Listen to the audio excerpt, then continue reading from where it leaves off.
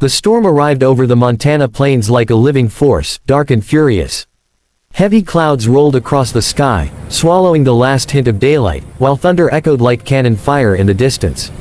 Jacob Hayes stood on the porch of his sprawling ranch house, his jaw tight with worry. He had faced storms before, many of them, but something about this one felt different. The wind screamed across the open land, bending fences and sending dust and debris flying through the air. Out on the far pasture, his prized cattle were grazing dangerously close to a deep ravine. Jacob was not just any rancher. He was one of the richest cattle owners in the region, a man known for his sharp business mind and iron control. His herd was his empire, thousands of cattle worth more money than most people would see in a lifetime. Normally, his hired hands would manage any trouble, but the storm had struck faster than expected. Lightning split the sky, followed by a deafening crash, and panic rippled through the animals. Without hesitation, Jacob grabbed his coat and mounted his horse, urging it forward into the chaos. Rain lashed against his face like needles, soaking him within seconds. The wind howled so loudly it drowned out his own thoughts. As he rode closer to the herd, he saw what he feared most. The cattle were spooked, drifting toward the ravine's edge, their hooves slipping in the mud. If they stampeded, hundreds could fall to their deaths. Jacob shouted commands, but the storm stole his voice. His horse struggled, rearing back as thunder boomed overhead. Then, through the blur of rain and darkness, he saw something that made his heart skip. Near the edge of the pasture, a small lantern flickered like a fragile star. A figure ran beside the cattle, waving the light and shouting, guiding the animals away from danger. At first, Jacob thought his eyes were playing tricks on him. No one in their right mind would be out there in this storm on foot. As he rode closer, the shape became clearer. A woman, drenched from head to toe, her hair plastered to her face, her clothes soaked and heavy with rain. She moved with desperate determination, placing herself between the herd and the ravine, risking being trampled at any second. Jacob's disbelief turned into shock. His ranch hands had retreated for safety, yet this stranger stood firm against nature itself. Lightning flashed, illuminating her face for a split second, focused, fearless, almost calm despite the danger. Using the lantern in her own body, she redirected the cattle, inch by inch, until the herd finally turned back toward safer ground. By the time the worst of the storm began to pass, the cattle were secure. Jacob reined in his horse, staring at the woman as she staggered, exhaustion overtaking her. The lantern slipped from her hand, and she collapsed into the mud. Jacob jumped down, his heart pounding, not from the storm, but from what he had just witnessed. This woman had saved his cattle, his livelihood, without knowing who he was or what they were worth. As rain continued to fall softly, Jacob realized something profound had just happened. In the middle of that violent storm, a miracle had appeared on his land, and it wore the face of a stranger. Jacob Hayes hurried to the woman's side, kneeling in the cold, wet mud as the storm finally began to ease. She shivered violently, her teeth chattering, soaked to the bone, and her clothes clinging to her slender frame. Jacob pulled off his thick rancher's coat and wrapped it around her shoulders, hoping to offer some warmth. Her body sagged under the weight of exhaustion, but her eyes, bright, defiant, and strangely calm, met his with unwavering courage. "Are you all right?" Jacob asked, helping her to her feet. The woman nodded weakly, trying to steady herself. I'm fine," she said, though her voice trembled. "Just had to make sure they didn't go over the edge."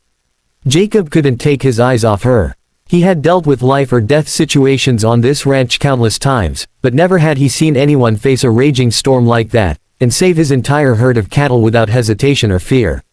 The woman, he realized, had risked her life for animals that weren't even hers, animals that to her were nothing more than creatures caught in nature's fury.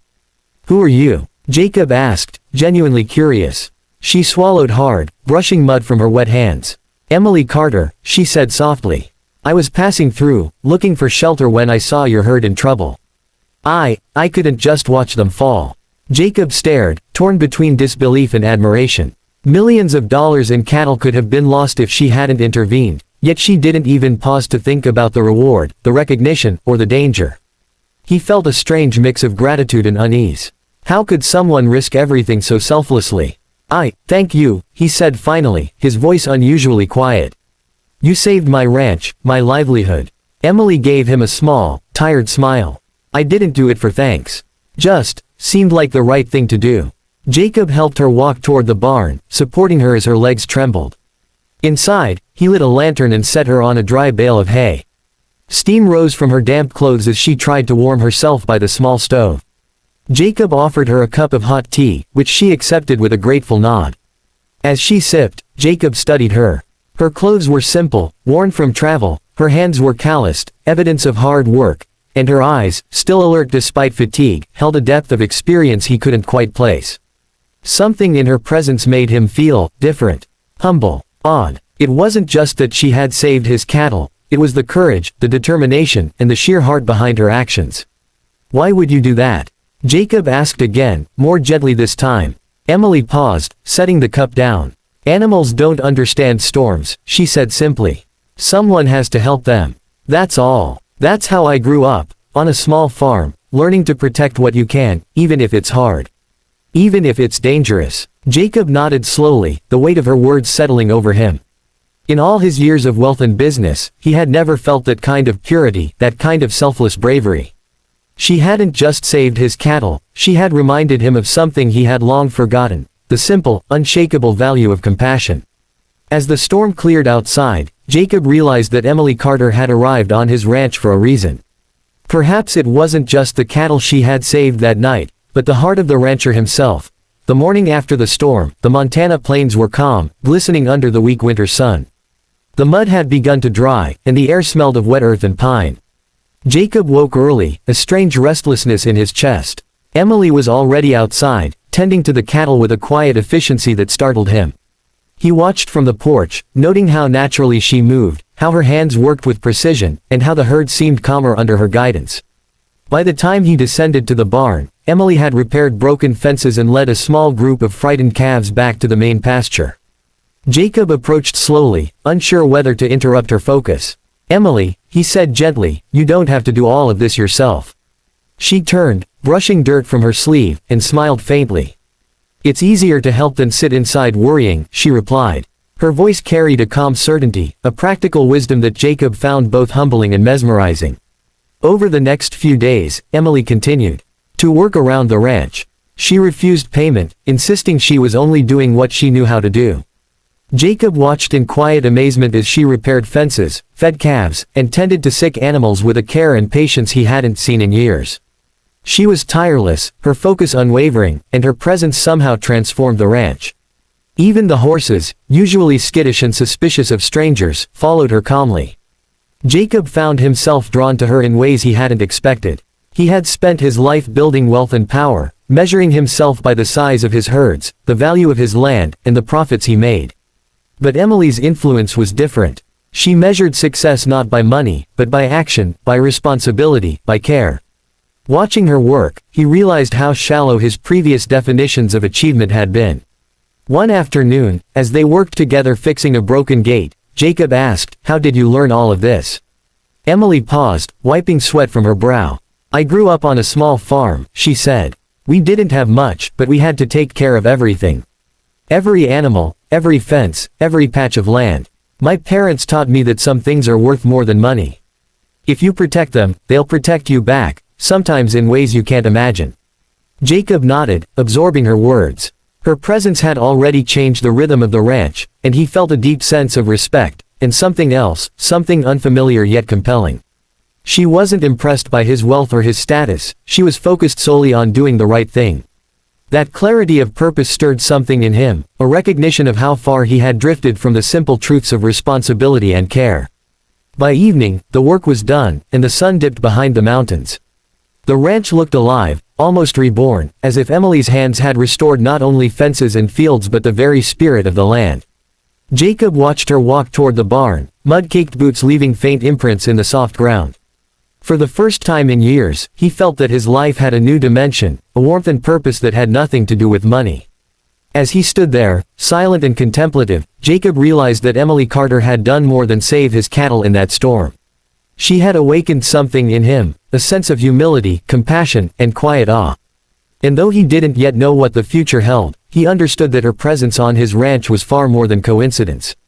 She was a force of change, a guiding hand he hadn't known he needed, and he found himself hoping she would stay. Winter had begun to loosen its grip on the Montana plains, and the ranch had settled into a quiet rhythm. The snow had melted, leaving patches of green grass peeking through the brown earth. Jacob Hayes had never felt such a profound change in his life.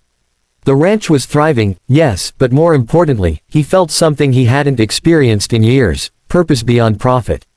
And it was all because of Emily Carter. Emily had become a fixture at the ranch. She rose with the sun, tending to the cattle, repairing fences, and helping the ranch hands with a quiet authority. Though she had initially insisted she was only passing through, Jacob noticed that she had no plans to leave. Her laughter rang through the barnyards, her determination inspired the workers, and her gentle care soothed the animals. More than anything, she brought warmth to a place that had always been efficient but cold. One crisp morning, as the two of them inspected a new pen for the young calves, Jacob finally spoke the words he had been rehearsing in his mind for weeks. "Emily," he said, pausing to meet her gaze, "I'd like you to stay here, permanently. I want you to have a job, yes, but also a home." Emily blinked, taken aback. She looked down at her hands, still calloused and muddy from work. I don't know what to say," she murmured. "I didn't come here for that. I only wanted to help." Jacob stepped closer, his tone earnest. "You've done more than help, Emily. You've changed this place, and me. You've reminded me what truly matters: compassion, responsibility, care. I can't imagine the ranch without you." For a moment, the world seemed to pause. Emily looked at the thriving cattle, the repaired fences, and the steady sun casting long shadows across the plains. Slowly, a small, grateful smile spread across her face. "Then, I'll stay," she said softly. The days that followed were filled with steady work and quiet companionship. Jacob and Emily developed an unspoken understanding, a rhythm born of respect and shared purpose. He learned from her humility and resilience, and she learned from his experience and determination. Together, they transformed the ranch into something more than a business. It became a home, a sanctuary, a place where both people and animals thrived. As spring approached, the ranch flourished. The cattle were healthier, the fences stronger, and the workers more motivated. Jacob often reflected on that stormy night, the night he had thought his entire livelihood might be lost. Losing the herd would have been catastrophic, but instead, he had gained something far more valuable. Meeting Emily Carter had been more than luck, it had been a turning point. One evening, as the sun dipped below the mountains and painted the sky in shades of gold and rose, Jacob and Emily stood on the porch, watching the cattle graze peacefully. "You know," Jacob said, a soft smile on his face, "I used to measure everything by money. I thought success was the herd, the land, the profits. But you've taught me it's about heart, courage, and care." Emily leaned on the railing, her hair catching the fading light. "Sometimes," she said, "all it takes is one choice. One act of courage to change everything." Jacob nodded, feeling a profound sense of gratitude and awe. That stormy night had brought a miracle to his ranch, but more than that, it had brought a miracle to his life.